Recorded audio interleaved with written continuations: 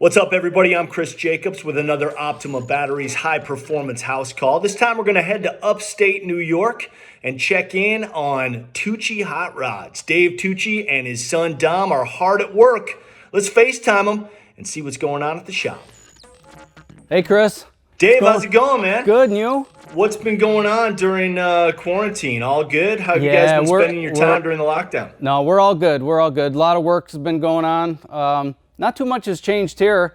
I mean, it's just my son and I, so we don't have to, we just try to keep away from some people, you know? So other than building hot rods, which I'm sure you spent a lot of time on during lockdown, what are you guys doing otherwise? A lot of home cooking, maybe some home exercise? What's happening?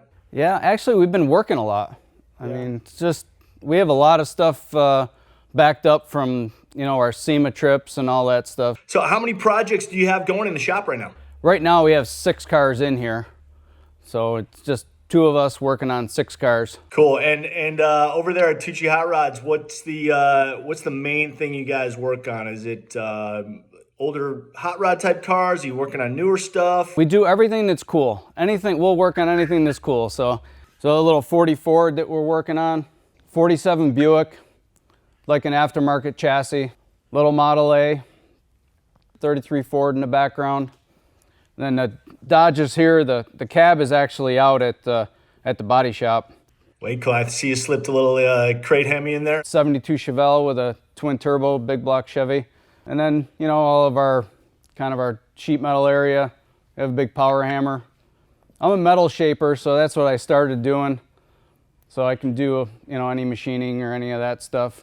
What are some of the projects that you guys recently finished? We can take a walk out back and see those. Cool, let's do that, and then we'll come back inside and, let me flip talk specifically about the Dodge pickup. Okay. Love that 72, by the way. Look at that. Yeah, this Beautiful. Is, it's crazy. We're putting one of those billet aluminum Sean custom alloy intake on it, a set of mirrored Nelson turbos, and this is just a street car. This is no race car by any means. Awesome. It may not be a race car by name, but it's certainly not going to lose many races. Wow, look at the space you guys have. That is amazing. So the back here is actually my father's space. He does a winter storage deal. So he has a whole bunch of cars that come in for winter storage. You know, it's still been snowing here. So it's kind of crazy that guys have been waiting to pick up their cars. Yeah, a little bit of an extended winter up there in upstate New York. Here it is nearly mid-May and it's snowing. I mean, Isn't how it? crazy It's crazy. It just had 2 inches of snow a couple days ago. That's nuts. So guys are having to wait to get their cars. But it looks like you got about, maybe 30 or 40 cars in there. Yeah, we could fit 53 cars in here. That is cool. So this is the 2016 Fiesta that Dom completely designed. We did as a Ford project vehicle, and we had it in the Ford booth at Sema in 2016. All the fenders are handmade, all steel. The vents on the hoods are 3D printed. This is our 2018 Mustang. We went 200 with it at the Texas Mile. Wow. That was another Ford project vehicle we did for Sema. Wow, now did you guys hand fabricate that wing? I assume that's aluminum? Yes. That is cool. I love the exposed rivet look too. It's just so racy and industrial. Yeah, it's got a chute on it for going over 200. The exhaust looks pretty badass too. Yeah, it's a full diffuser under it. This car was so stable at 200, it was ridiculous. Wow, and you got the license plate on there so you can drive it on the street too. Yeah, we drive it all the time. And then our third Ford project vehicle was this little EcoSport, and those fender flares are all 3D printed. Wow. Was that at Sema also? Yes. That was Sema 2018. We finished this one. And, gotcha. And Ford sent us the CAD for these fenders, so I was able to pull the curves off of them, and then these are printed. This is 2 pieces, then these are 3 pieces. So each fender is 5 pieces total. Wow. And Dom, does metal shaping run in your family? I know you said your dad, Dave, is a metal shaper. Is your grandfather also a metal shaper? Yeah, I mean, he's the one that kind of started the hobby. He used to build cars in the 2-stall garage that they had, and he had a 33 Willys that had a blown Keith Black Hemi in it. So he's been doing stuff for a long time. Listen, let's do this next. Why don't you guys take me to the 3D printer? Okay. Since we've been talking so much about it, and you can show me the machine and show me the materials that you use. All right, so this is our little design studio in here. This used to be our showroom, and I kind of took it over as my office space and little studio. Nice. So right now we have 2 Ultimakers. So that's these machines here. And then we have 1 larger scale Creality machine.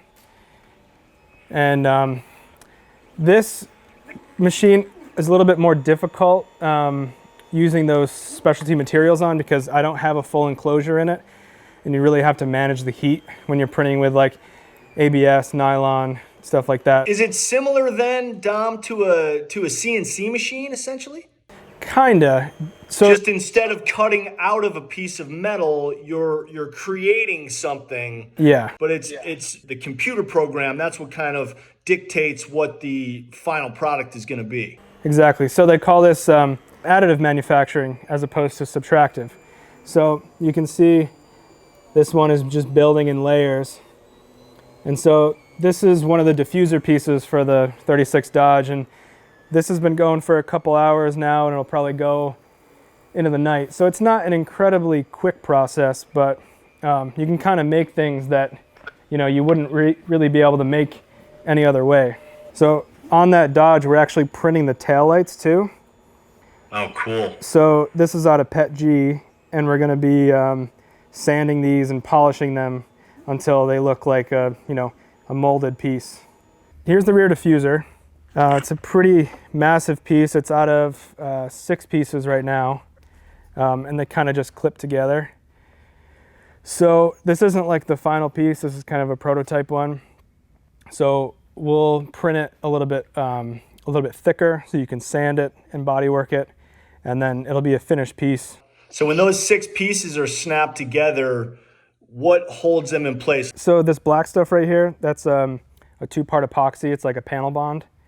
Okay. And so that, makes it like there's not even a gap there, and you can sand that really nice. So you can see how like the pieces sort of slide together, sort of like a dovetail. Wow. Yeah, that's really cool. And so this took me almost a week to print all this stuff, but I was able to scan the back of the truck with an Xbox Kinect camera, and got it close enough to where I can model this rear diffuser on it. So he'll just prop it up in there, and you can see how that's going to look. That looks very similar to the rear diffuser that you did on the 200-mile-an-hour Mustang. Yep, so it's a sort of similar shape. This has a lot more thickness to it because it's printed. The one that we did for the Mustang was out of sheet metal. I wanted it to be really, really shapely, because this whole truck is going to be really shapely. Like this whole deck lid. I drew this truck up probably 4 or 5 years ago, and it kind of just came in on a cheaply made chassis and just a cab pretty much. So we've made everything from scratch, and we just kind of went wild with the shape of it, and it's not going to be like any other 36 Dodge out there. And down below, it looks like you guys are going to have a center exhaust. Yeah, so we actually printed that too. That's this piece right here. And oh, wow, that's awesome. This piece is going to be machined out of aluminum, so we can print things for mock-up and then have them cut out later. Okay, so that piece that your dad is holding right now is not the final piece that's going to be installed. It's kind of like a template for the billet piece you're going to create? Yep, yeah, exactly. As far as labor goes, you mentioned that you printed this rear diffuser, but you fabricated the rear diffuser for the Mustang. Is it a lot of time saving to print it versus fabricating it? It's actually probably quicker to just fab it by hand. But when you're trying to get the shapes that we're trying to do with this one, it's cost effective and time effective to print it. Wow, that's cool. Really cool. So how far along in this project are you guys? A few years, 4 or 5 years, on and off. So that's obviously a very, very patient customer that you have, who's that truck is being built for. Yeah, for sure. We're very lucky to have some really awesome customers that they appreciate the final result and they know how long these cars take to do. Beautiful headers there too. Are those custom fabricated? Yep, those are all. We do those all in-house. Yeah, my dad made those. Way cool. And it's got a Borla 8 stack on it, which is going to be pretty neat. That's a beautiful system. That's going to look really cool when you pop open that hood. Yeah. And the front, my dad fabbed all the front. It's kind of a bunch of different styles merged together. Like there's like a little bit of 38 Dodge in there with kind of how it rolls down. And the grill is like sort of based off the new Viper, just kind of proportioned differently. Yeah. So it's just a bunch of different things mashed together that we hope is gonna be one cohesive thing at the end. Nice. God, you guys do really good metalwork there. That's beautiful. I assume that entire bed is hand fabricated? Yes. Yep. Everything you see is hand fabbed. Up here we have a little storage area too. So that's all made in there, so you could put, lawn chairs, I guess, if you're going to a car show. If when you're going to the car show to show off the truck, you're going to need something to sit on while people are drooling on it. Exactly. So when are you thinking that you're going to be finished?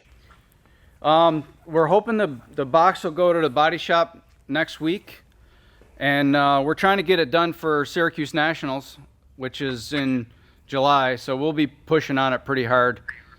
And then, That's amazing to think that just the two of you can get a project like that finished in such a short time, because we're here in May now, so we're talking just a couple more months before you guys will have that truck ready. That's really great. Right, yeah. Right. I'll show you this quick.